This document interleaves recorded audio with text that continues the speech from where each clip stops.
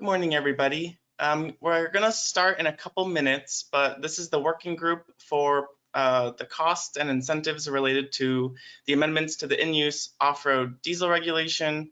But like I said, we'll give it a couple minutes to allow people to join.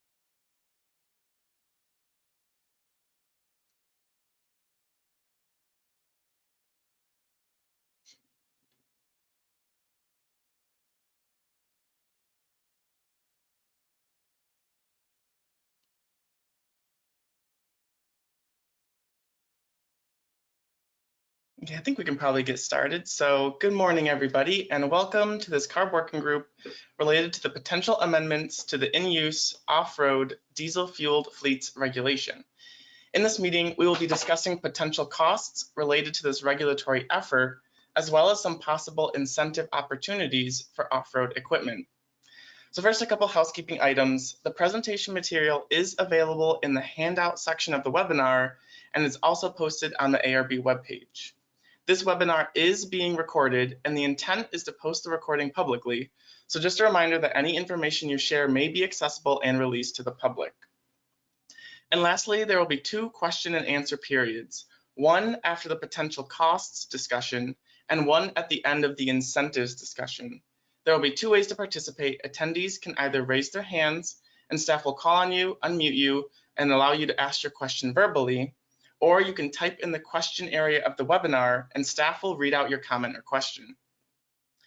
Next, let's do some Carb staff introductions. My name is Nathan Dean. I work in the Heavy Duty Off-Road Strategies branch, and I'll be the staff lead overseeing these potential amendments to the off-road diesel rule.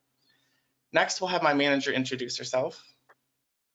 Hello, I'm Johanna Levine, and I'm the manager of the off-road implementation section. And then my branch chief, Tess. Yes, hi, I'm Mary Tess Seacat, and I'm the Heavy Duty Off-Road Strategies branch chief. Thank you. So as I mentioned, we'll be splitting the meeting into two main topics. First, we will discuss the potential costs related to these proposed amendments. In particular, what type of cost data Carb has been collecting, how we plan to analyze that data as part of the rulemaking process, and most importantly, we have a handful of questions where we would like to get stakeholder feedback. The second topic will be focused around what Carb programs we see as potentially having incentives available for the purchase of clean off-road diesel equipment. I wanted to start off by touching on the reason why Carb conducts an in-depth cost analysis in all of our rulemaking processes. When developing any regulation, Carb quantifies all the costs and benefits that are associated with that regulation and assess the potential alternatives to that regulatory proposal. This is to ensure that all the economic impacts due to our regulations are transparent to the public. This cost analysis work culminates in two places within the regulatory documentation. First, a standardized regulatory impact analysis, also known as a SRIA, discloses all economic impacts related to major proposed regulations. This document is only required if the proposed regulation is classified as a major regulation, which is defined as having an economic impact on California greater than $50 million in any 12-month period. Based on our early analysis, we believe these amendments will be considered major, so a SRIA will most likely be required. If after further analysis this changes, we would of course make note of that to the public. There's also an economic chapter within the initial statement of reasons, which summarizes the costs and benefits related to the proposed regulation. And this will be included regardless if the proposed regulation is classified as major or not. To summarize all that a little simpler, there will be documentation within the final rulemaking package that analyzes the costs and benefits related to these potential amendments in order to disclose all the potential economic impacts to the public. What we will be talking about today is the data and information that will feed into this cost analysis. So here's a high-level list of the places within the potential amendments where we believe a cost could be incurred to stakeholders. First, and where the bulk of costs will most likely be incurred, are equipment capital costs. As a quick reminder of our current concept for these amendments, we have proposed implementing a phased-in operational backstop on old equipment, where Tier 0 to 2 equipment will no longer be allowed to operate in California. On top of this, we have proposed implementing a ban on adding Tier 3 and Tier 4 interim equipment to fleets, which would effectively require fleets to only add Tier 4 final or cleaner equipment. The cost analysis needs to account for the anticipated capital costs incurred by fleets in order to comply with these amendments. We have added a potential requirement to utilize renewable diesel for all fleets, and the costs associated with that need to be analyzed. That being said, current information shows that renewable diesel is at cost parity with traditional diesel, in which case there may be little to no cost to stakeholders. A deeper analysis of the potential cost still needs to be performed, though. Also, today we will not be talking about renewable diesel in too much detail, but if anyone has feedback or data related to this item, we are always open to that. Third, we have a few places where additional reporting and record keeping may be required, which can potentially create additional costs, usually related to labor or storage of records. Lastly, this is our current list of where we see costs being incurred due to the potential amendments, but if there are other costs that we should be considering, we want to hear from stakeholders. As I mentioned, a majority of the total costs related to these potential amendments will be related to the cost of purchasing Tier 4 final equipment. So today, our discussion will be very heavily focused on these equipment capital costs. This slide shows where Carb has already been collecting cost data for both new and used Tier 4 final equipment prices. A common way for used off-road equipment to be sold is via in-person auctions, and the Carb off-road diesel team has been attending auctions for the last couple years and recording the sales information. We have recorded about 2,500 sales via this method, and we will get into what type of information and equipment types were recorded in later slides. Another source of data is via the Carl Moyer program. We're able to see the cost of new Tier 4 final equipment that was funded under that program, and we have information for about 450 off-road diesel projects. A third potential source of information that we haven't delved into too deeply yet are online vehicle marketplaces and other websites that sell used equipment. Similar to the list of equipment costs, if stakeholders have any other data sources that would be helpful for us to ensure our cost data is as representative and accurate as it can be, please let us know. So here we wanted to break down the data points we've been collecting, first organized by horsepower, as well as share what type of information we've been recording, both for the auction data and the Moyer data. As you can see, we have quite a lot of data for most of the horsepower ranges covered under the off-road diesel regulation, both from the auction data and from Moyer. When it comes to the really high horsepower equipment though, such as greater than 600 horsepower, we only have a handful of data points. Another thing to note is that the auction data includes equipment from a wide range of ages and covers equipment all the way from Tier 0 to Tier 4 final, while the Moyer data is assumed to be new Tier 4 final equipment, as the Moyer project costs are for new pieces of equipment. For the auction data, we recorded the purchase price and the age of the equipment, and then to categorize the equipment, we have horsepower, tier, and equipment type. We were also able to get the same information from all the Moyer projects for that data set. This slide has a breakdown of the same data, but organized by equipment type instead of horsepower. The last column on the slide shows current doors information for the populations of Tier 0 to 2 equipment in California by percentage. So as a quick example, 9% of all the Tier 0 to 2 equipment registered in doors are excavators. The point of showing this is that we have a good amount of data points for the equipment types that make up over 80% of the current tier 0 to 2 equipment in fleets as of today. It's important to note that there are more data points for the less populous types, but we just wanted to share the largest equipment categories and show that the data we have been recording by equipment type matches pretty well with what equipment types we would expect to be turned over as a result of these potential amendments. So now I want to walk through what sort of analysis we would be doing with the data from the previous slides. The first step is taking the cost data we have been recording and develop an estimate for the relationship between price, horsepower, and age. This would allow us to estimate the cost of Tier 4 final equipment with age and horsepower as inputs to that estimate, as well as make some estimates for the residual value of the older equipment. The second step of this analysis is to get population projections from the off-road inventory to determine how many Tier 0 to 2 pieces of equipment we would expect to turn over to Tier 4 final as a result of these potential amendments. The off-road inventory is currently getting updated, and we will be working with this new inventory as soon as it's finalized. The final step is combining the population information and the cost estimates to determine the total potential costs incurred as a result of these amendments. Let's run through a quick example of how we would analyze the potential costs. And let's take the operational backstop on Tier 0 equipment in 2024 for large fleets. First, we would use the off-road inventory to see how many Tier 0 pieces of equipment are projected to be in large fleets in 2024, most likely broken down by the horsepower bins shown in the previous slides. Then we would make assumptions about how much of that equipment would be turned over to new or used Tier 4 final equipment.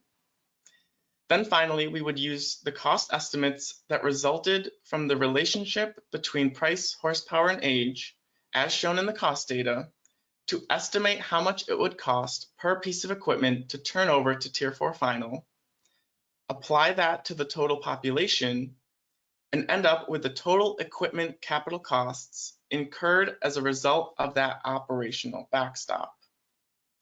This analysis would then be repeated for the rest of the concept.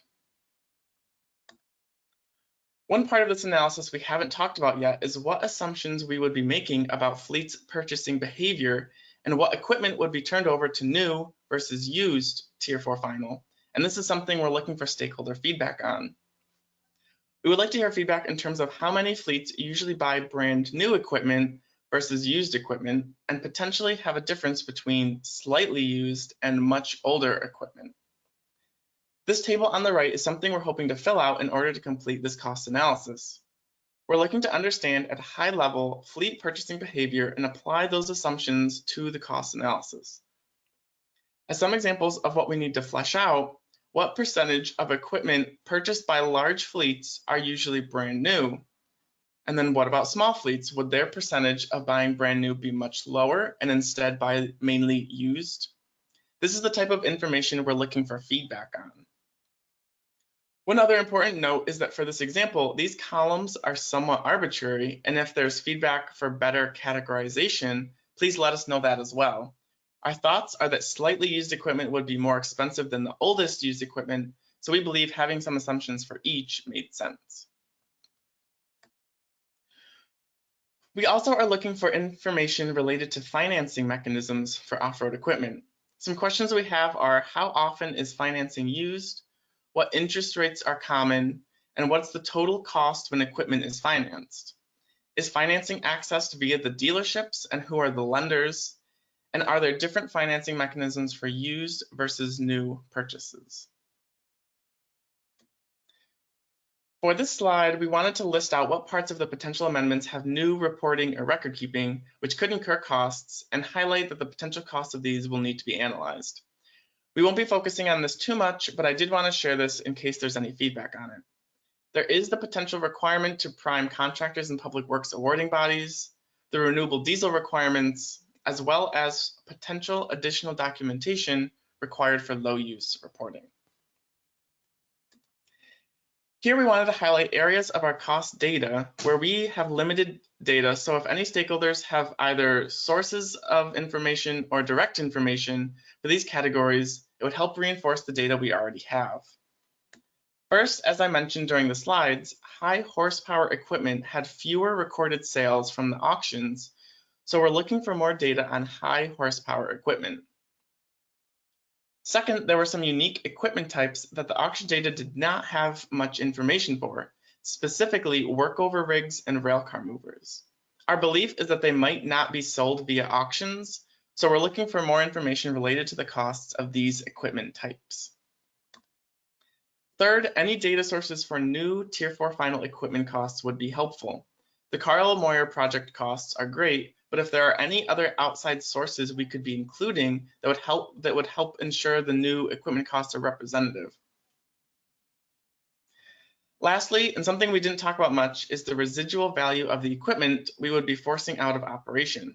So the Tier 0 to 2 equipment that could no longer be used.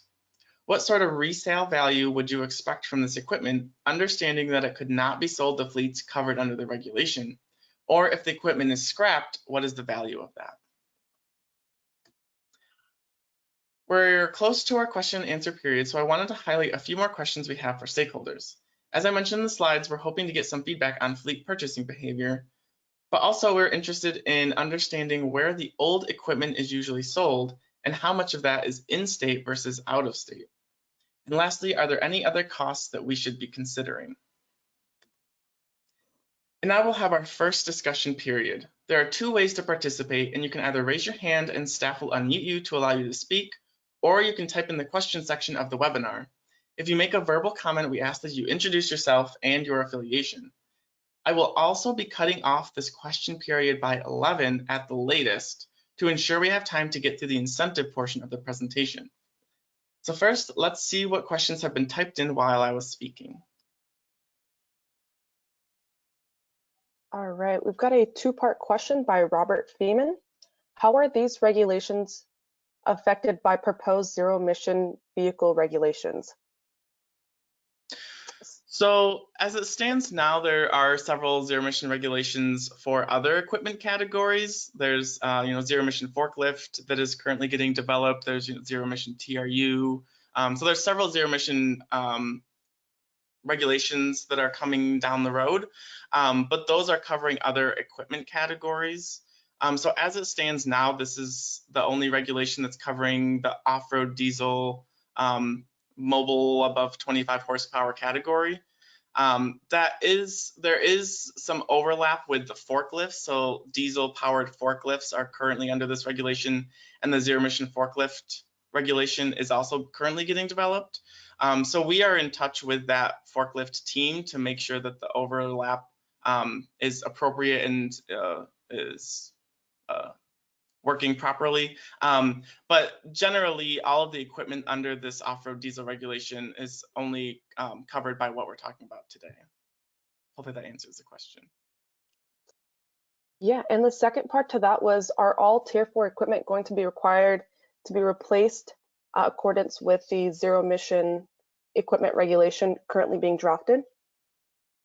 So there again, there is not currently a zero emission regulation for this, what's covered under the off-road diesel regulation. So there is not in the immediate future a requirement that everyone goes zero emission. That's not to say that zero emission isn't our end goal for everything in California pretty much. But as it stands right now, there's not a regulation requiring construction equipment or the equipment covered under this regulation to go zero emission. And I'd just like to add that there's nothing in the regulation or the current rule or the proposed amendments that we're discussing today that would preclude anyone from adopting zero emission technology as part of their fleet if they wanted to.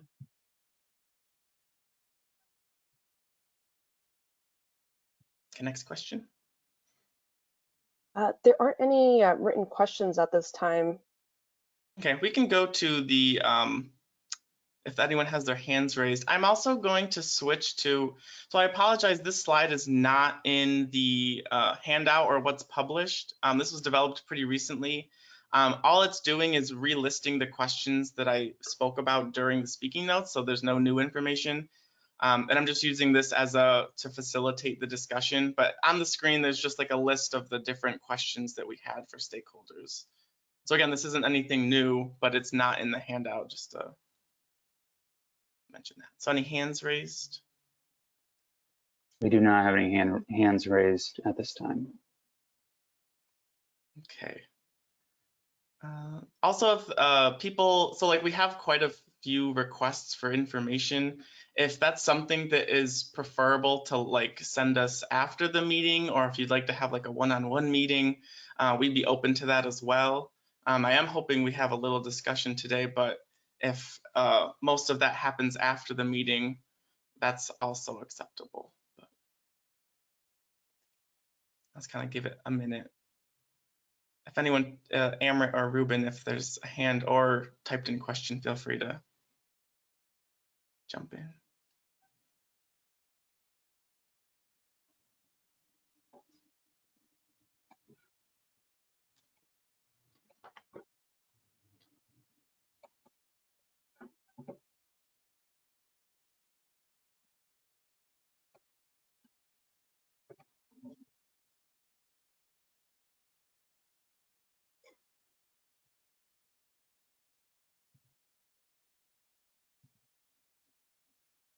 We've got a question, Nathan, from Bruce Faber. Are we not looking at tier 5s yet? So what we're talking about today is not talking about tier 5. So tier 5 is something that Carb is currently looking at. And there's a different group that is developing that tier 5 regulation. But that is not a requirement as part of these amendments. So these amendments are the concept currently is only you cannot operate tier 0 to 2 equipment phased in over time, and you cannot add a tier 3 or tier 4 interim piece of equipment to your fleet. So these amendments do not speak to tier 5, but it is important to know that tier 5 is an action that Carb is looking at right now. And if anyone's interested in getting in touch with the tier 5 team, we can, of course, if you send me an email, I can get you in touch with that team. Thanks, Nathan. No more written questions, but there is a raised hand. Okay. Yes, we have a raised hand from Harmony Gates. You have been unmuted. Please unmute yourself. Please state your name and your affiliation. Good morning, Harmony Gates with York Engineering. This is cost related, not exactly answering any of those questions you have listed up there. But the clients that we're seeing and supporting, the big cost part in their mind is concerns about multiple turnovers. So I know you guys are talking about a potential tier 5, and we know that the governor said zero emission by 2035 or 2045. So the big concern on our side over here has been, I'm going to upgrade multiple times for the same piece of equipment and only get maybe 5 years of life out of something that diesel technology gave 20 years of life. And what we're seeing from the zero emission forklift is that the useful life looks to be about 13 years of what you have the turnover for zero emission forklifts. So in terms of costs on fleet's concern is having to replace the same piece of equipment multiple times is just not cost effective. And so replacing these units that are tier 0, 1, and 2, the talk is, what do I replace it with? And I can't do that 2 times in 20 years. So Thank you. That's really good feedback. And that's definitely, we understand that's a major concern.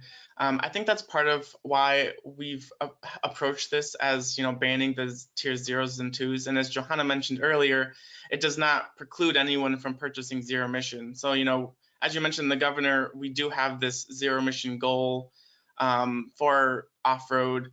And when the operational bans come into place, it's not saying that you have to purchase a certain tier 4 final. If zero emission is around at that time, definitely that's allowed under these amendments. So we definitely understand that having to turn over equipment multiple times is pretty burdensome. So we're trying to address that. But Sure, at the same, oh, sorry. But tier 5 and zero emission technology currently doesn't exist in multiple of these equipment. So there are folks that would potentially consider it, but it doesn't exist. So it's just the concern of you'll put out probably, manufacturer requirements to go to tier 5. So great, when zero emission technology is not available and you guys have some future regulation that says when it's not available, buy the latest and greatest, and they buy tier 5 in the interim, that is a reduction in diesel emissions compared to a tier 4 or tier 3. But if zero emission technology is not out there, we can't buy it. So it's just a concern that right now you guys are talking get rid of the units, even if I meet my fleet average. So even if I've done my homework and I get a gold star, I have to get rid of things in extra, and I know why Carb wants that.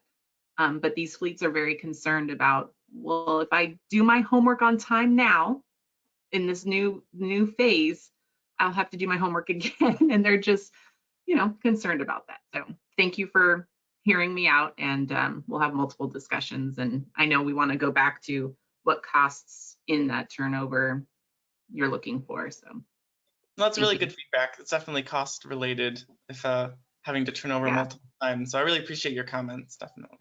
Thank you, Nathan. Thank you, Harmony. We do not have any more raised hands, but we have a written question. I'm sorry, real quick. I just wanted to get back to Harmony's question, because I think that what would be helpful to us, and even if you provide that information directly to Nathan one-on-one, is just to give a general understanding by equipment type, and maybe even for your fleets, what is the useful life of your equipment? Because I do not know how that's going to change through technology, but it's a good point of reference relative to because that's not the intent. If it's useful, then you should still use it. However, there's got to be an end life for it. And if you're going to replace it, of course, we would like you to replace it with something cleaner. And so that information data point would be very useful as well. Thank you. Thanks, Tess. Okay, we have a written question from Greg Stevenson. Will piggyback forklifts remain in the off-road diesel fleet, or will they become a part of the zero emission fleet? He also adds, please note that you can't actually buy a zero emission forklift piggyback yet. I think that's a good comment, and I think we would want to go back to our team would want to go talk to the zero emission forklift team to make sure, or to understand where those lie in terms of both of our regulations. What I'd say for right now is if those are currently covered under the off-road diesel regulation, I would at least consider it will remain under the off-road diesel regulation. But I think that's something we need to go back to the forklift team and kind of make sure we understand that distinction about the piggyback forklifts. So I'm not exactly sure how they're viewing that equipment category. Yeah, and I think they're still working on defining the applicability for that regulation. And so I encourage you to participate in their development process so that they can understand what the specific requirements of the piggyback forklifts are.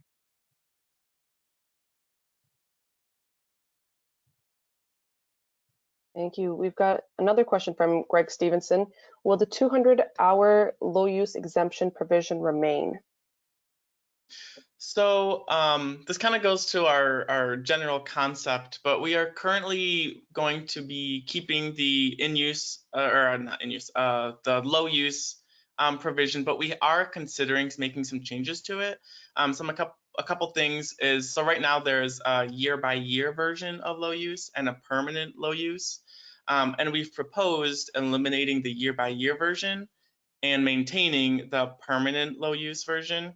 And then one other change we're looking at is, and we pitched this at the kickoff workshop back in May, of either potentially changing the number of hours of the low use provision, or implementing a backstop in a much later year, potentially for like tier 0 equipment.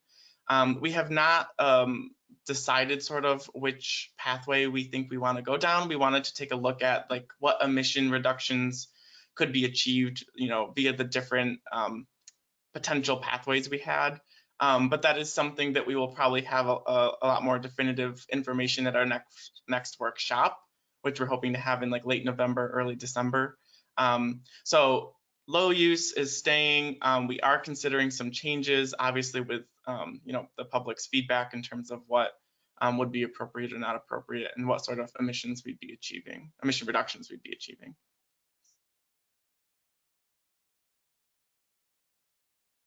Any other questions? There aren't any questions or raised hands at this time.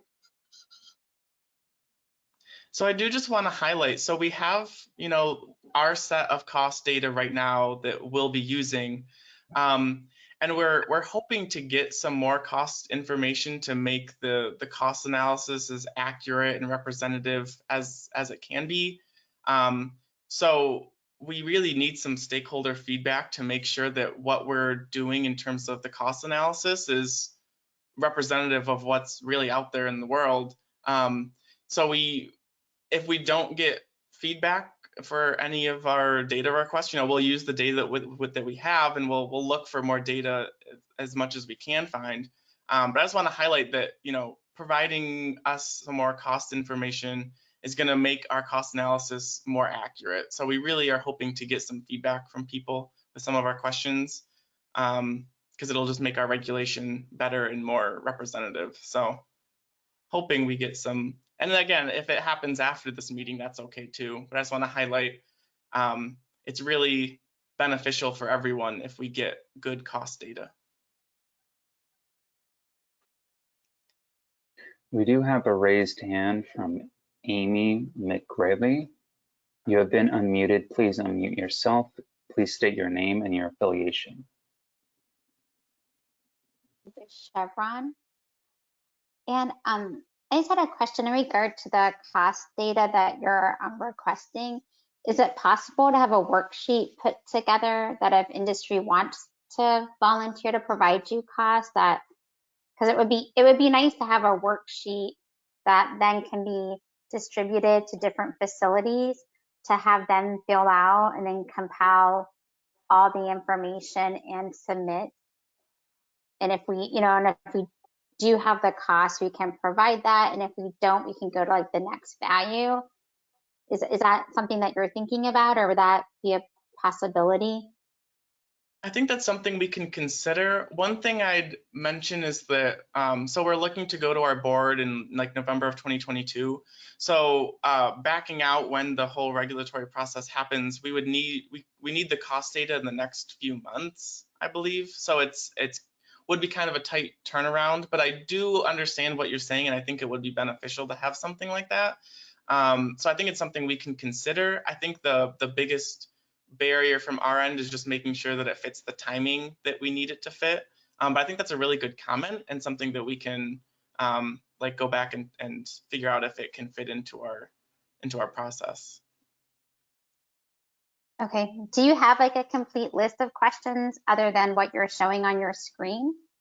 Not beyond what's on my screen. It's something that I could easily develop, like for a survey or like a worksheet or something. So I definitely understand what you're saying, but I don't have that developed yet. But right now, this is the extent of my list of questions. Oh, even like not putting a worksheet together, could you provide like a list of your questions, like via email or post it on the Carb site, even if it's just like a Word document? Is that possible? Or I'm just trying to work with you to give you the information that you would need. And even though you say it's a tight turnaround, we like to be proactive and give you the information you need so we, get the best outcome. Yeah, and I definitely appreciate it, and I think it's a good idea also. So I think it's something that we'll go back and like talk internally about like the best pathway maybe to do something like that. Like I said, I don't know if that'd be a survey, post something online, email something out. So I think there's a lot of different potential ways to go about doing something like that I think we'd want to talk about internally. But I agree, I think that's a good idea. So. Okay, yeah, because I think as Chevron, we definitely would be, willing to provide some cost, just given the mechanism to feed you that information. So I have a question for you. What would be like the best way to receive this sort of information? So it sounded like you wanted a worksheet that like you could send to the different facilities. Is that the best way to do it? Or because we listed like you could post a Word document on a web page or something. What would be the best method for you think we'd get like good results from? I think just having one document that you can just like an Excel document to send out to each of the different facilities, similar to the ACT rule that was done, because I had taken that regulation, I made my own Excel worksheet for that and sent it out to X amount of number of facilities to have them complete it. And then I took all the information and we reported as one entity. So just to me, as being the central person to assist Chevron's facilities, it's nice just to have a worksheet I can send out to each of our facility reps, have them complete it, send it back to me via Excel. Is perfect with just the questions, or even if you're looking for like one type of response, even like having a drop down menu, but allowing some flexibility with that. Okay. Yeah, these are really good ideas. Yeah, no, definitely. This is really helpful. Okay. So I did wholeheartedly want to give you the information that you need to help shape the regulation, and it's nice to be able to influence it. However, just don't know what form we can give you that information, or if there's what we can look at providing you to help. Yeah, that's really helpful. So I really appreciate your input. Like I said, I think we'll go back internally and trying to figure out the best way and if it fits in our timing and stuff. But it's a really good idea. So.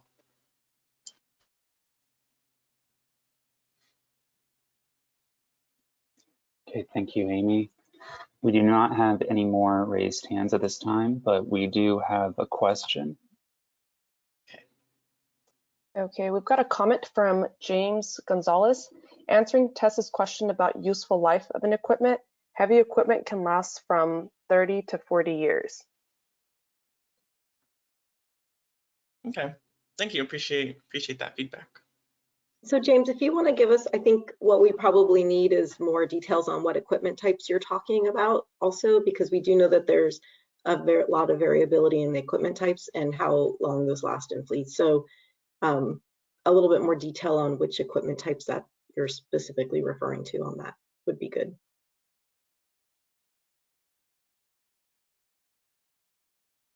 All right, we've got another comment from Eileen Hartsock. For my location, most of these items are low use and small engines. It doesn't make sense to spend $100K on a new yard truck. Okay. Okay, that's good feedback. All right, we've got a question from David Worthington. If we supply the information you are requesting, is it subject to a PRA request, the Public Records Act request? Yeah, so that is accurate. So if you do provide data to us, that would be subject to a PRA potentially. So that is something to consider. I think there's ways where hopefully we could, if that was a concern, there'd be ways to give us aggregated data or like other information or point us to public data sources. So I think if that is a concern for certain entities, I think there's ways to provide us still something that's useful. But that is true. If you provide information to us, it is subject to a PRA.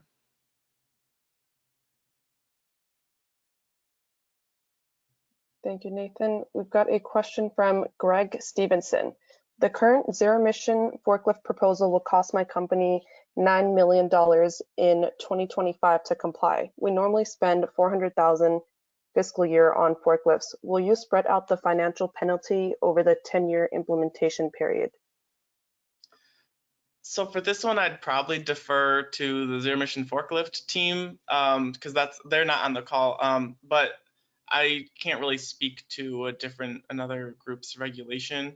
I don't know if Johanna, there's anything else to say. No, I suggest you reach out to the zero emission forklift team. And we can get you in touch with that team too. Yeah. If you send me an email, I can forward it to that team. Yeah.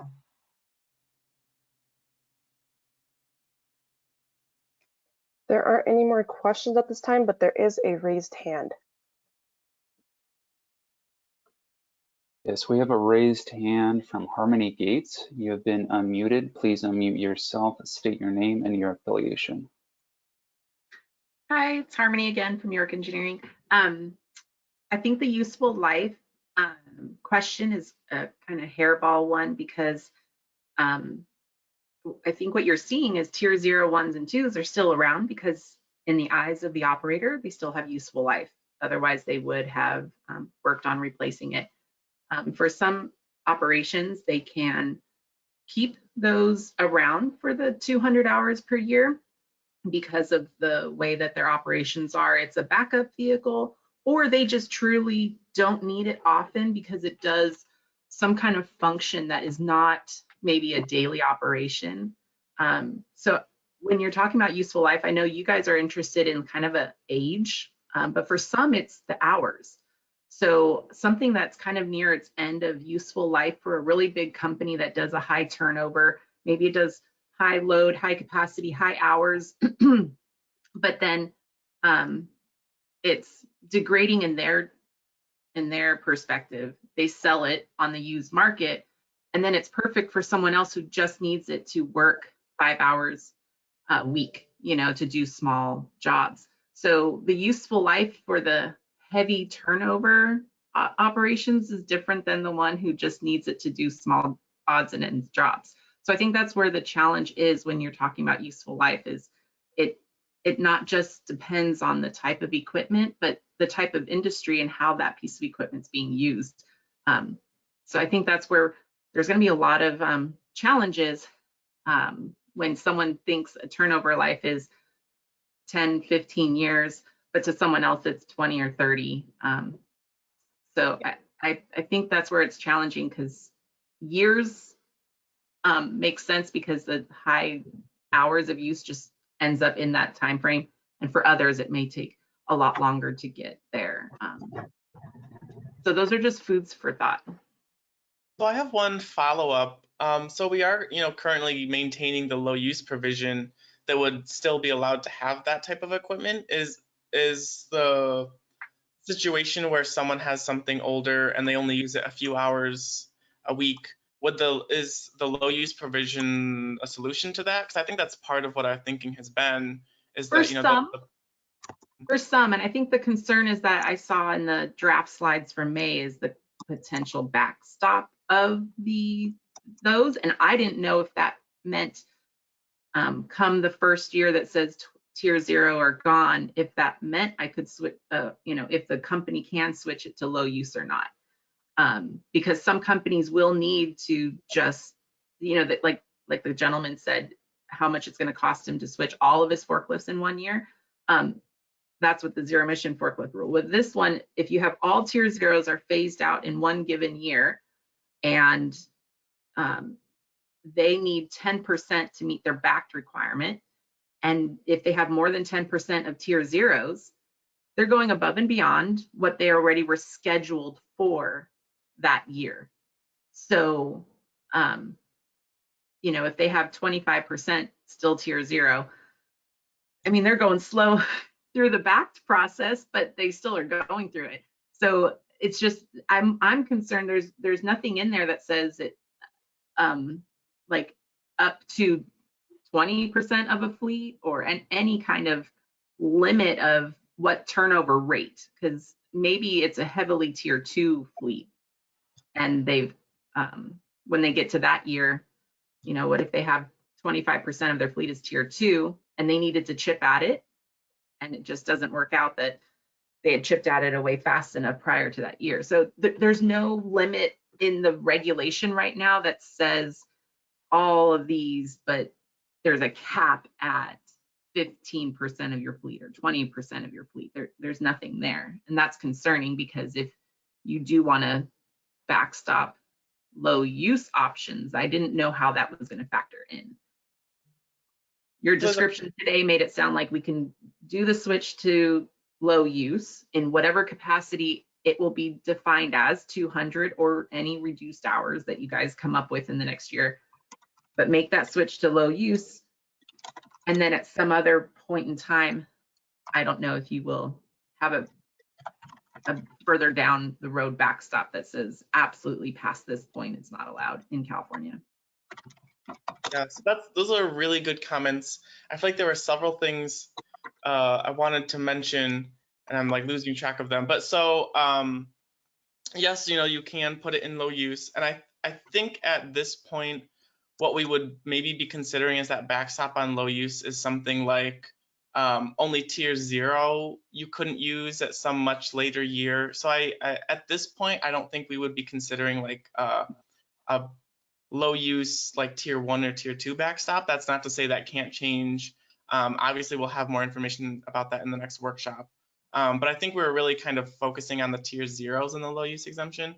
The second thing is that, I think as part of the intent is, we have these phased in years projected pretty far into the future especially for small fleets, which I don't have it in here. But so I think part of the idea is that the fleets could, chip away at it leading up to the year that the bans are implemented. So I think, like, as an example, for small fleets, they have 2028 is the tier 0 ban, 2030 is the tier 1 ban. So they have, 7 years, 9 years until those bans are into place. So I think the part of the idea is that, they have quite a lot of lead time starting now to see where our targets are, to sort of lead up into those bans. And then there was something else I was going to mention, and I forgot that as well. I think that's helpful still. Yeah, I don't remember if you're recording these. You could go back. Yeah, because I have a large fleet that has their goal of, the 10% per year, and they're chipping away at their tier 0s and their tier 1s. And they had plans to do a mixture of tier 0s and tier 1s because that's where you get your backed credits. And that they would meet the 2020, after their 2023, it's at least 10%. So they have the first couple years planned, but they now have to adjust it to only the tier 0s because those tier 1s are 2 years behind. So that the 10% is the tier 0 onlys. Okay. Because the way their mixture and what equipment types they wanted to tackle some of those tier 1s first. So, this particular fleet has enough tier 0s, tier 1s, and they're just enough off of their fleet average. I think it's maybe a 4-year plan, maybe 5, to get to that final fleet average target. So it is adjusting their 10% backed plan. And that's one thing I wanted to verify. Doing these turnovers still count towards your 10% backed, right? Okay. Yes. So it's just adjusting when they're doing their tier 1s now for them. They have to make sure they do tier 0s first. I see. So I do remember the other thing I was going to mention, and it was a question. I'm curious if, 20, I don't know if we're talking about large or small fleets, but let's just say large fleets. 2023, the final fleet average is in place, and then the tier 0 bans happen. If the fleet were to turn over, let's say like 20, like all their tier 0s because of these amendments, and that was like 20%, if that were allowed to like roll over, so then you'd like get the 10% from this year and then the 10% for the next year, would that solve that issue? So like, I don't know if I'm explaining it quite right, but like if you could basically get the credit when the bans are put in place for the baseline regulation. Does that make sense? So I think what Nathan's trying to get at is, so the existing backed credits expire January 1, 2023 for the large and medium fleets. And if it come 2024, let's say you had 20% tier 0s and you turned over all your tier 0s and you had 20% turnover that year, like if we allowed for there to be that credit, you get 10% in 2024, and that counts for your 10% requirement for 2025. Does that help with? Yeah, so if the extra credit they're doing is because of the tier bans, then yes, I think that would need some assistance, or carryover would be helpful. Yeah.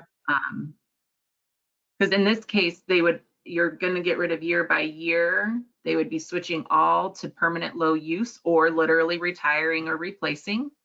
And so, yeah, if they have to do 15% of their fleet in one given year, they want to make sure that they're not crippled by it in the following year when they're starting to chip away at their tier 2s or create another 10% for the backed reason. So yeah, I think that's a good idea to try and feather that in. Okay. Okay. And thank you, Thank Johanna, you for explaining it. for that idea.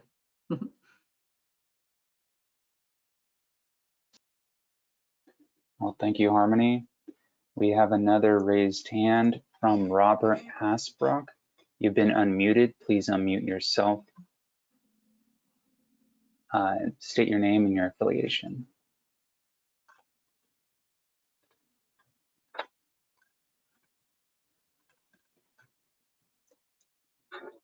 We can't hear you if you're.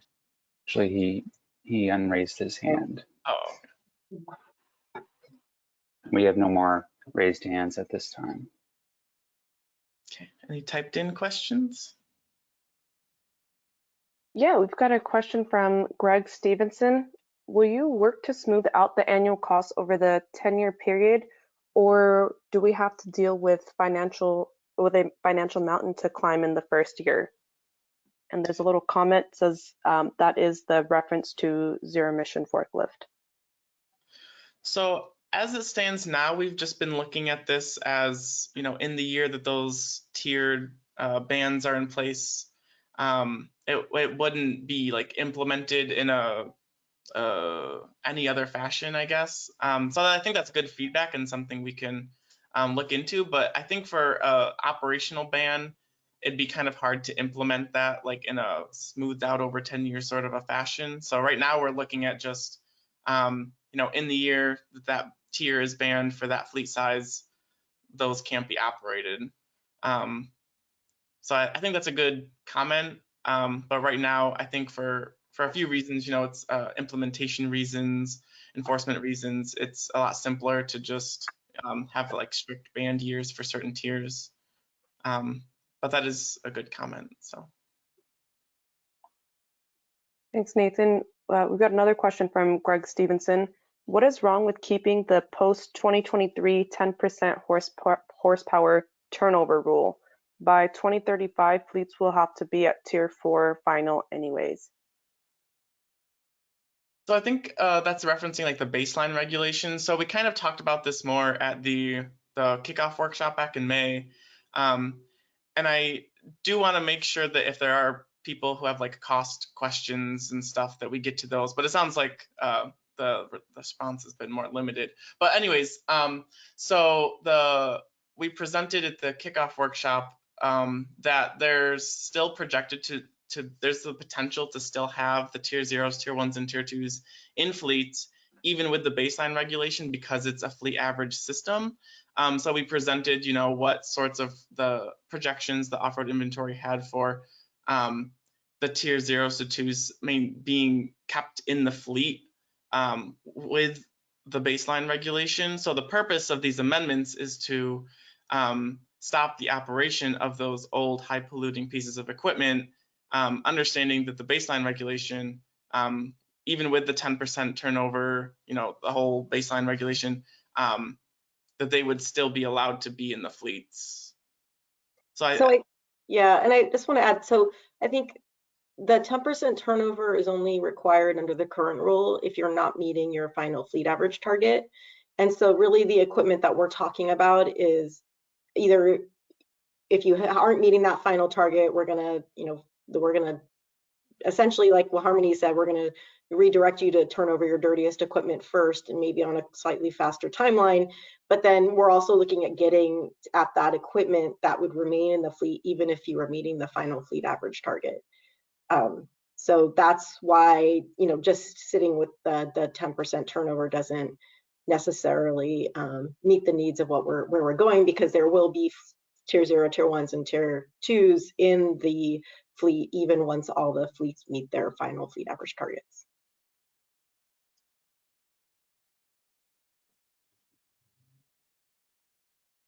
Thank you, Johanna. Thank you. I think we can go back to the raised hand. Yes, we have a raised hand from Robert Hasbrock. You've been unmuted. Please unmute yourself, state your name and your affiliation.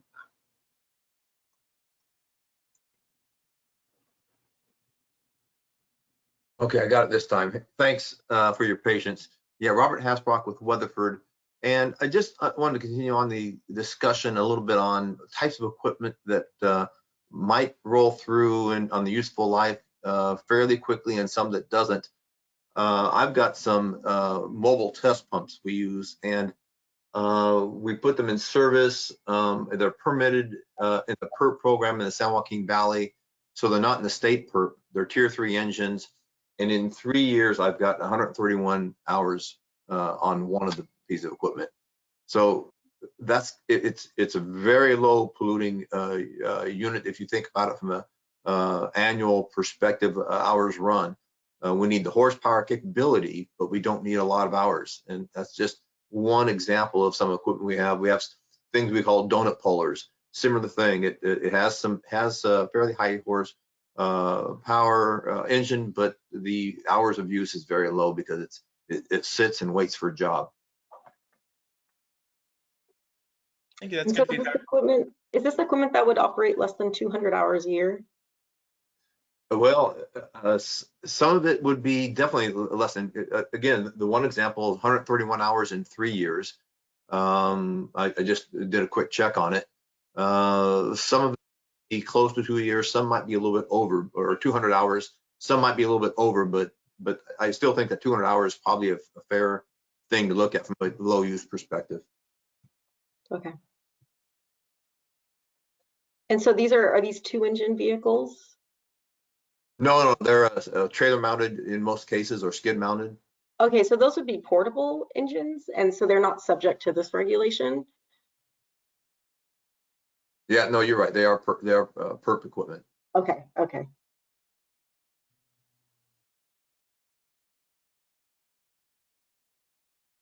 Thank you, Robert.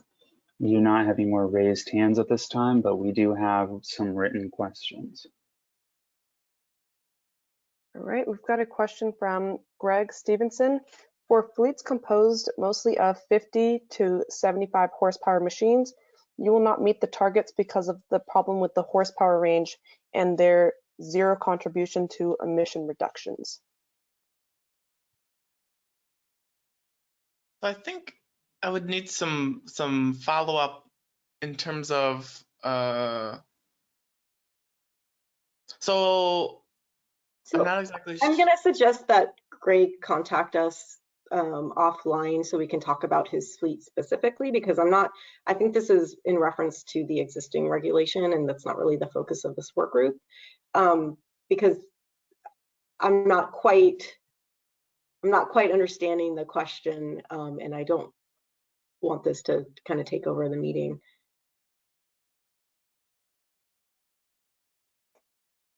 He said he could provide the modeling. That would be great. Thank you, Greg.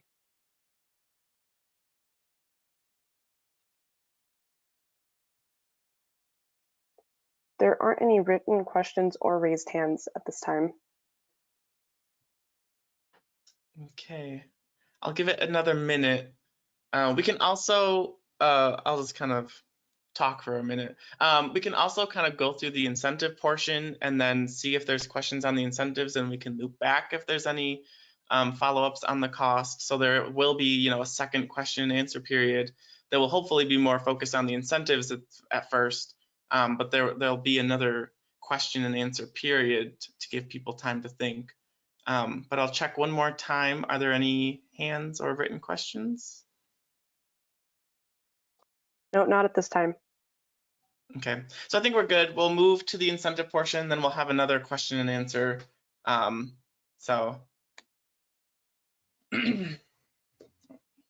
so in this part of the meeting, we wanted to discuss a couple CARB programs that we believe will have possible funding opportunities for the off-road industry. And first, we wanted to talk about the Carl Moyer program. The Carl-Moyer program has provided real, cost-effective emission reductions through the early or extra turnover of equipment for over 20 years. In that time, the program has provided over $1 billion in total funding, replaced, repowered, and otherwise cleaned up over 61,000 old, high-polluting engines, and through all that cleanup has reduced about 184,000 tons of ozone precursors throughout California, as well as reduced about 6,700 tons of particulate matter. As a little background to the Carl-Moyer program, it is implemented as a partnership between Carb and the local air districts, where Carb develops program guidelines and oversight, and the air districts administer funds and select projects at the local level. The Carl-Moyer program provides State Implementation Plan, or SIP, creditable emission reductions, and in order to be SIP creditable, the projects must be permanent, surplus, quantifiable, and enforceable. The program pays more if the project is retiring older, dirtier equipment and replacing it with the cleanest choice, and this includes zero emission options. We also wanted to share what types of projects have been more common under the Carl-Moyer program related to the off-road industry. Most off-road projects tend to be either repowers or replacement projects, and the most popular equipment types funded are scrapers and loaders. So now we're getting into the meat of the discussion, which is to share where we believe funding opportunities will be available in the future when the potential amendment concept is overlaid with the Carl-Moyer program requirements.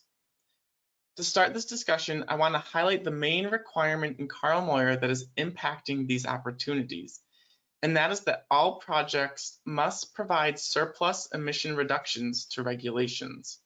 In this case, beyond what would be achieved via these potential amendments. More specifically, for large and medium fleets, equipment must be deployed 3 years ahead of any regulatory requirement that would be forcing that action. The other important piece of the surplus requirement is that a fleet would also need to be meeting their final fleet average target as identified under the current off-road diesel regulation before they could be eligible for any Carl-Moyer funding. So this first slide is only talking about large fleets, and so let's go through this one by one to show what funding opportunities are available. So first, if a large fleet was looking to replace a Tier 0 piece of equipment with Tier 4 final or zero emission, once these amendments are adopted, no Carl-Moyer funding would be available. This is because our current proposal bans the operation of Tier 0 equipment in 2024 for large fleets, and to have a 3-year surplus, that project would need to happen before 2021, which is not possible. For Tier 1, on the other hand, a large fleet would have until December 31st of 2022 to turn over that Tier 1 to a Tier 4 final or zero emission piece of equipment and be eligible to receive funding from the Carl-Moyer program. The operational ban on Tier 1 for large fleets is proposed to start on January 1 of 2026.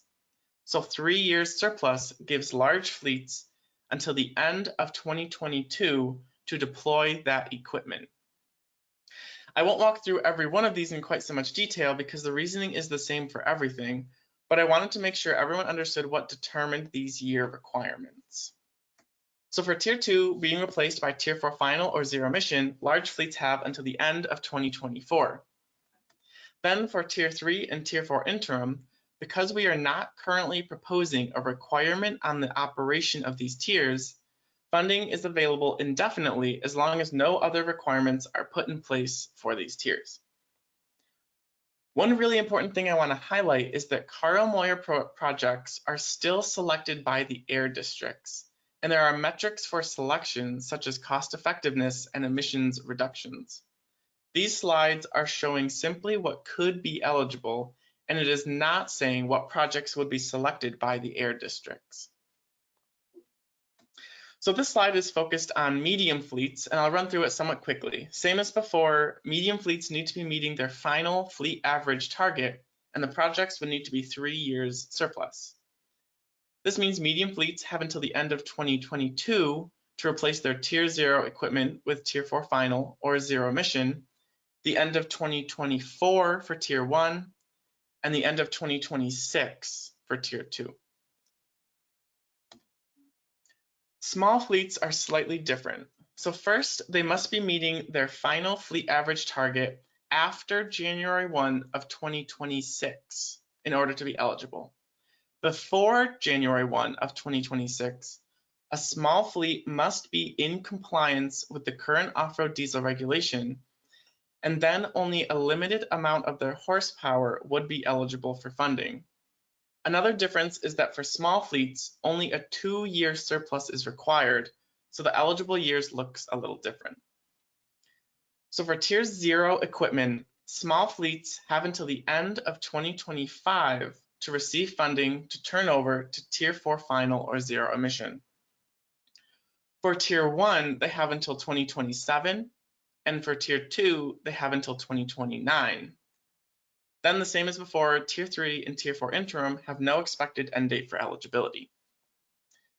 So that covers where we see potential Carl Moyer eligibility as an overlay to the proposed amendments. But I wanted to highlight one more time that project selection is done at the local level by the air districts. So for more information about current potential incentive funding opportunities, I highly encourage you to reach out to your local air district. The second program we want to talk about today is the Clean Off-Road Equipment Voucher Incentive Program, also known as CORE. The program as it stands now was designed to provide funding to fleets to offset the higher cost of zero emission equipment. It is a first come, first served program, and to date, only freight equipment has been eligible under this program. That being said, a new funding allocation is being considered of about $195 million. And with this influx of funding, the program is looking to expand its eligibility to more equipment types. In particular, they're looking to expand to zero emission construction equipment, as well as some other categories. More information on this new allocation and Carb's intent with the future of the CORE program can be found in the fiscal year 2021-22 funding plan, which was just released this month and can be found on Carb's webpage. The next steps for this program is the board will consider the $195 million allocation in this November's board hearing, and the CORE team will be hosting subsequent public meetings to develop the program further. Funds could become available in early to mid 2022. So here we have our second question and answer period. I'm hoping we can focus on the incentive portion at first, but if we get through all the incentive questions, we can go back to the cost discussion if needed. There are two ways to participate. You can either raise your hand and staff will unmute you to allow you to speak, or you can type in the question section of the webinar. If you make a verbal comment, we ask that you introduce yourself and your affiliation. So let's see if there have been any typed in questions while I was speaking. There aren't any questions yet. Okay, any hand raised? Hands raised.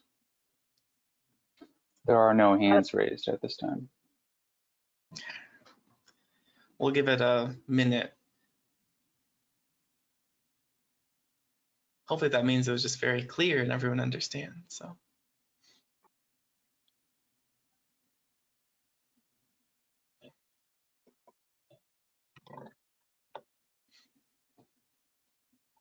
And I think if anyone had questions or comments back to the cost portion, it seems like we can field any sort of question at this point.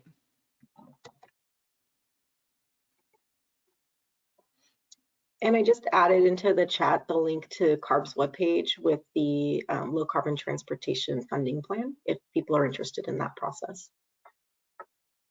Thank you, Johanna. That's a good idea. Sometimes our website is hard to maneuver.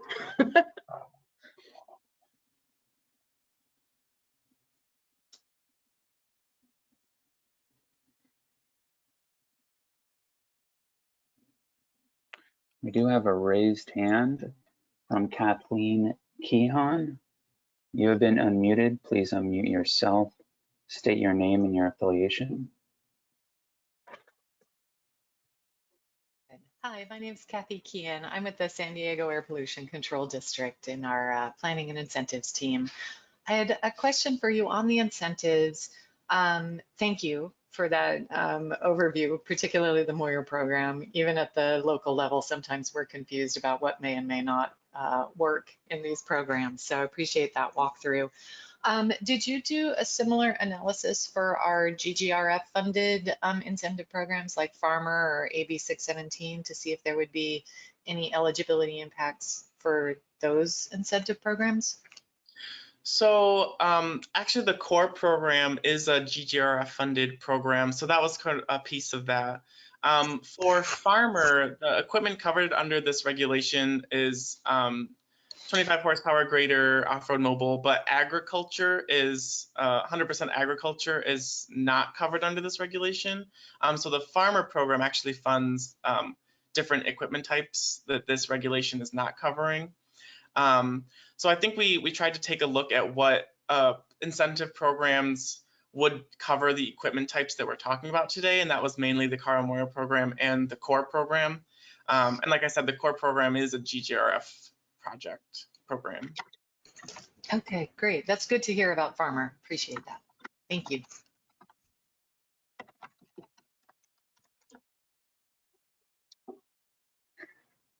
There are no more raised hands at this time.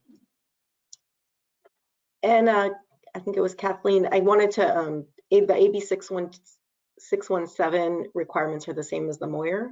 So I think they would follow a similar path, is my understanding.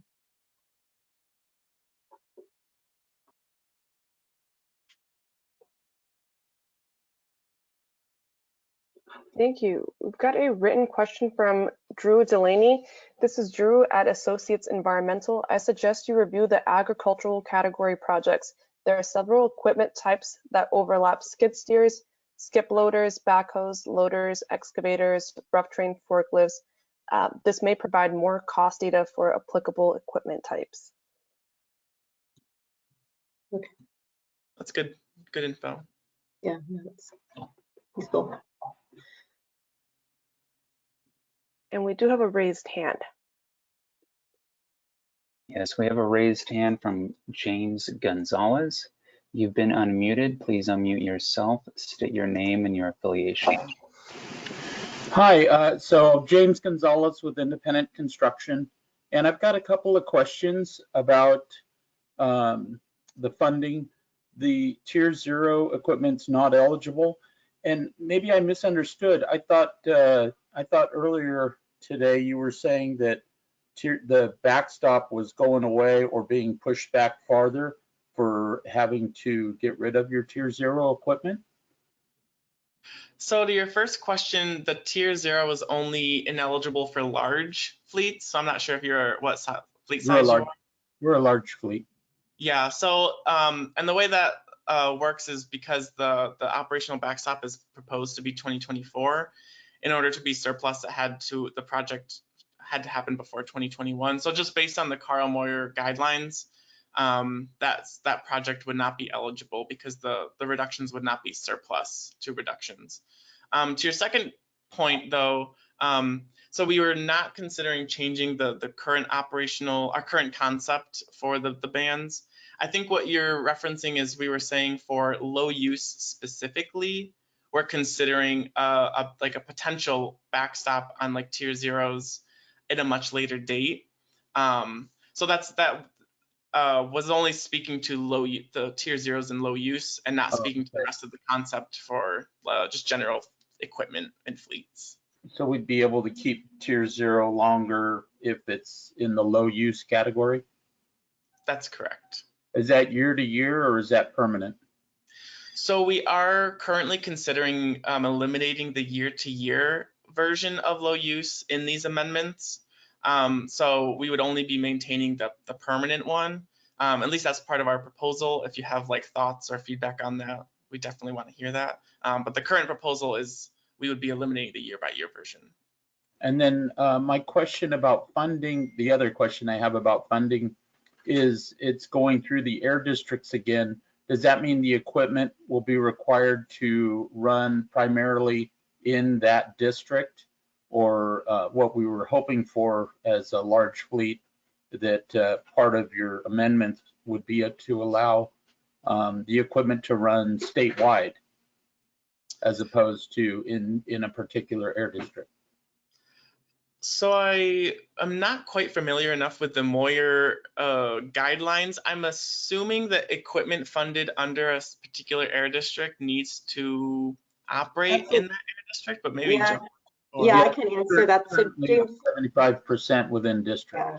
So James, Okay. that's a local air district requirement for their programs, and so you would have to talk to your local air district about changing that. That's not something that we necessarily have say in at our level, but occasionally Carb does run a statewide program to address the equipment that does operate kind of more not within one air district, but that's something that you would have to reach out to the Moyer staff about whether or not they're going to be running that program and whether or not it would include this equipment. Okay, so I can contact them. All right, Yeah. thank you. Thank you. Yeah, thank you. Thank you, James.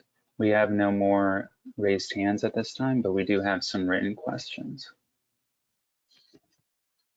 Okay, we've got a two-part written question by Adam Shapiro. Will amendments be made to the Carb-Moyer guidelines to allow for these funding opportunities?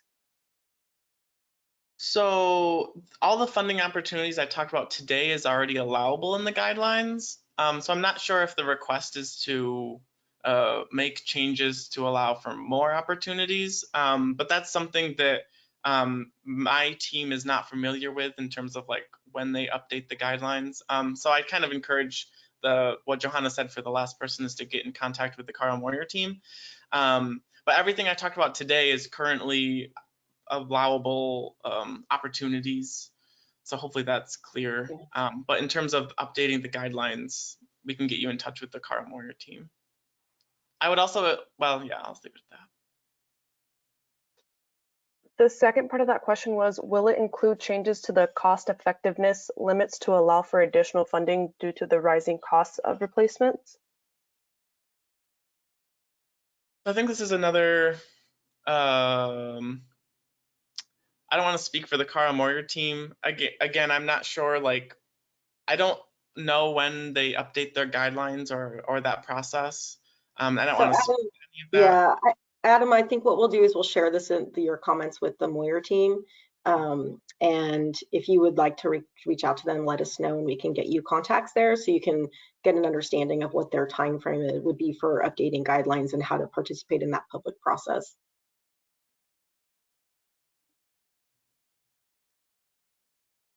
Thanks, Johanna.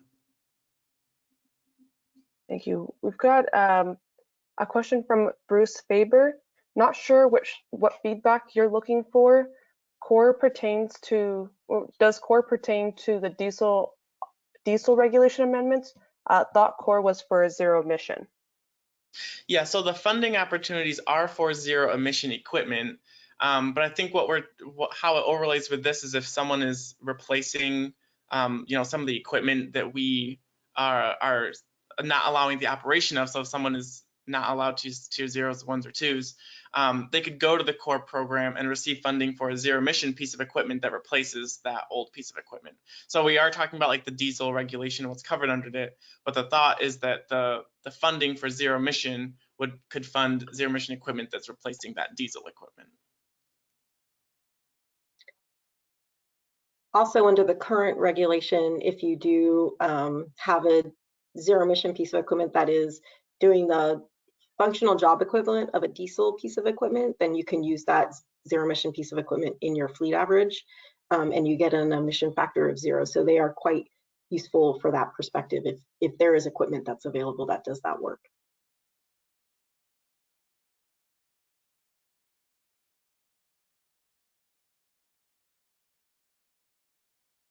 Any other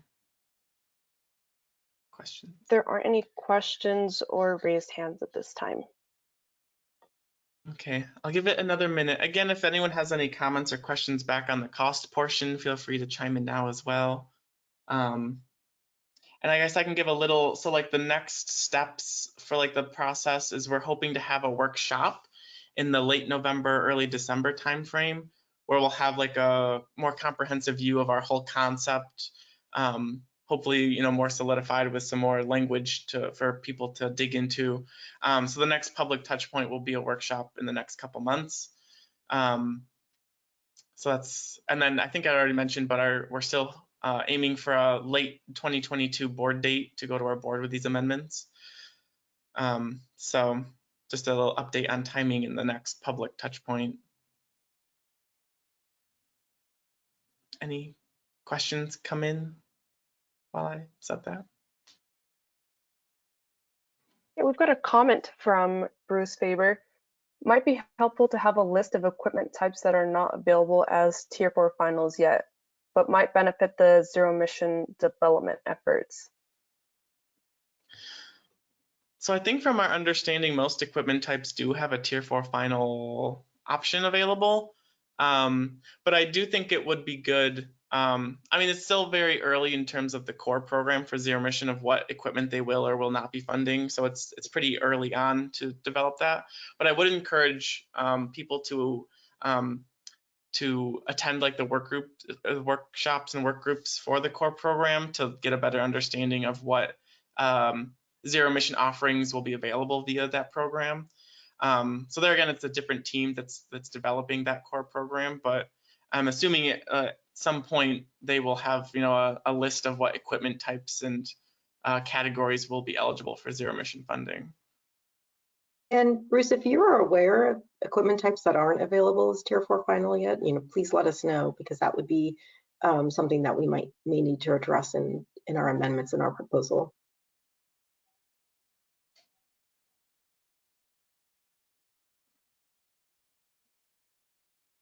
Thank you. There are no questions or raised hands at this time.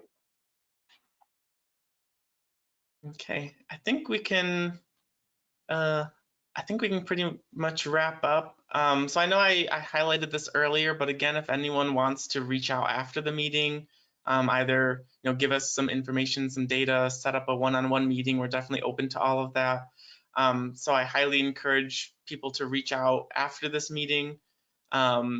If anyone has any questions or just want to talk about the concept, like I said, we're definitely open to those things. And I think one last call for questions, raised hands, comments. Still nothing, Amrit? Yeah, we've actually got a comment from Drew Delaney. I think something to keep in mind for funding is that Tier 4 interim engines are not eligible for replacement to Tier 4 final because the NOx emission standard of the two are the same, so the project cannot achieve a 15% NOx reduction even though PM achieves a 90% reduction. Okay. That's a good comment. And we also do have a raised hand. Yes, we have a raised hand from Edward Phillips. Please unmute yourself, state your name and your affiliation. Sorry, I am unmuted, they're muted. So thanks, I apologize. I was on a couple other calls and just joined a few minutes ago. Did you say that once the regulations adopted that grant funding, like Moyer funding, would still be available to meet the regulation? Normally, the way CARB regulations work is that that's not true, that once the regulations adopted and there's a requirement that grant funding cannot be used to meet the requirements of the regulation. So for replacing Tier 0, Tier 2, once the ban's in effect, for example, to buy Tier 4 final, we would not be able to access grant funding. Is that correct? So I did go through that. So the requirement in Moyer is that the emissions have to be 3 years surplus to those requirements. So it is true that once a requirement is in place, that funding is not available under the Moyer program. But if you are taking the action 3 years in advance of those requirements being in place, you can access Moyer funding. So I'm not sure if you're speaking from a small fleet or large fleet perspective. But I encourage you to look at these slides that gives when the last year you'd be allowed to access funding. So all of the years on these slides is taking into account that the emissions have to be surplus, and that once the requirement is in place, you would not be able to receive funding. So there is funding available. It just has to be 3 years surplus to when the requirement kicks in. Okay, and then another question. Thank you for that. That clarifies it. And these slides are available on the workshop. Okay, and then have you thought any more about the zero emission forklifts? You know, Carb's thinking about carving those out. I've prepared a draft comment letter as to why the zero emission the forklift should remain in the off-road regulation. There's a number of reasons why. And so has Carb, as the two teams working on the two regulations, thought any more about that, about keeping those together under one regulation? So I'm not sure, maybe Johanna or Tess. I think, Edward, I think this is really something that the zero emission forklift team is trying to assess right now. And so I would encourage you to reach out to that regulatory team. We're not necessarily informing their process. We're just making sure that the two programs can, depending on where they end up on the applicability, that the two programs are meshed together in a way that works. So I would encourage you to reach out to that team specifically about that. Okay, I'll probably just send the draft letter in once it's approved by my management. And then last two questions.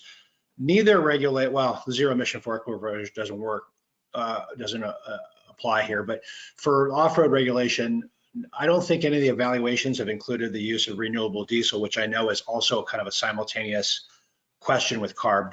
Does Carb want to require the use of renewable diesel in off-road equipment? So there would be additional NOx and PM reductions from the use of renewable diesel. Have you considered, if you adopt the requirement to use renewable diesel, which further reduces emissions, would you be open to the idea of maybe extending some of the bans, you know, allowing not the tier 0, tier 1s, but maybe the upcoming ban on tier 2, tier 3, tier 4 interim, pushing those a little farther out, because you're going to get some reductions from renewable diesel, and of course the newer equipment is going to be a lot cleaner than tier 0, tier 1s. And then the last question is, this is a statewide regulation, so what's the need for emission reductions in areas that are in attainment? I mean, I understand South Coast, San Joaquin, Bay Area, obviously you need emission reductions, but other than greenhouse gas emission reductions, which could be achieved through renewable diesel, which is, you know, provides up to a 75% reduction in GHG, what is the need to have this ban take effect in areas like in the far north, where they're in attainment, there isn't a similar PM and NOx requirement or need for such reductions, similar reductions in NOx and PM? Why wouldn't it just be focused on the air districts that are in non-attainment? So to your first question, in terms, actually, I'll answer your second question first. So the reason that we look at statewide, so a big part of it is to reach attainment in those regions that you highlighted, you know, South Coast, San Joaquin. But there's also a lot of near-term or local health benefits. So, you know, a lot of the PM is, you know, a toxic air pollutant. So there are public health reasons why we are approaching it from a statewide perspective. There also is some consideration for attainment regions. So in the current regulation, if you're in an attainment region, I believe you're considered a small fleet. So there are some differences in the performance requirements for attainment regions. But really, the biggest thing is that you know, for air quality goals and for public health, local public health, it's really important that we approach this from a statewide perspective. I think another piece of this could be that some equipment, you know, maybe moves around from within the air districts to other areas. So I think there's a few reasons why we approach this from a statewide perspective to make sure that there's equality. And then so your first question, can you repeat really briefly what that was? I kind of forgot what the first question was. So I got it. So it was, yeah, it was a lot. So it was regarding the renewable diesel, and I don't know if you were on we had a work group a couple weeks ago specifically on renewable diesel, and we are proposing to include a renewable diesel requirement as part of these amendments. And it was not, we weren't proposing to provide any compliance flexibility with that additional renewable diesel requirement. It's certainly something that we can look into specifically around the tier 2s potentially. But when we've initially started looking at this, you know, we get so much more emission benefits by the operational ban than we do over the renewable diesel component. We heard very strongly internally that there was there was much better benefits to be had by turning over the oldest equipment. But we are including a renewable diesel component, or proposing to, but we can definitely look into the concept that you proposed with regards to some compliance flexibility on that tier 2 operational ban. And I don't know if there was something else also on renewable diesel that I missed. No. I mean, I agree with you. I mean, the tier 0, tier 1s are obviously much dirtier than tier 2, tier 3, tier 4. So and also the newer engines tend to perform better with renewable diesel than the older engines. So my comment about renewable diesel was that I didn't think that the regulation, the proposed bans included the emission reductions that you would receive from a renewable diesel mandate, which is, it knocks around 10%. I think diesel particulate matter around 30-something%, and then GHG is around 75-85%. So and again, my comment letter kind of summarizes all these and goes into some detail. So I will be submitting it. It goes to both zero emission team and the off-road team, and it copies Todd, because there's also a component on the enforcement of it that I think Todd Sachs burdened with all the carb regulations. Poor guy. No, we appreciate it. All right, thank you very much. Yeah, thank you. Any other questions or hands raised? We did have a question from Adrian Martinez. Could you go over the schedule for the regulation again? Yeah, so it's usually easier visually, but I'll walk through it. So the current proposal is that for large fleets, the operational ban on tier 0 starts in 2024, and then pretty much everything has like a 2-year gap. So for large fleets, they cannot use tier 1 in 2026, and then tier 2 in 2028. And then for medium fleets, the tier 0 ban starts in 2026, 2028 for tier 1, and then tier 2 2030. And then for small fleets, the tier 0 ban starts in 2028, and then again 2-year gap. So tier 1 is 2030 for small fleets, and then 2032 for tier 2 for small fleets. So I know that's kind of a lot verbally, but if you go to the workshop presentation from May that can be found on our webpage, you can also find the presentation that has all of our initial proposal there. So hopefully that answers the question, but also gives you a reference of where you can look on our webpage to get more info. And maybe we want to go over the schedule to going to the board as well, because I'm not sure if he was talking about like our schedule for reg development or the actual regulations. Let's just go over. Yeah, that's a good point. Yeah, so the goal is to go to our board with this proposal in late 2022. The next near-term step is to have a workshop in the next couple months, most likely the end of November, beginning December. And then we develop the rulemaking package. And then there's like a 45-day comment period that happens before the board hearing. So really the main milestone to remember is that we are shooting to go to the board by the end of 2022, and then the whole regulatory process sort of backs out from there.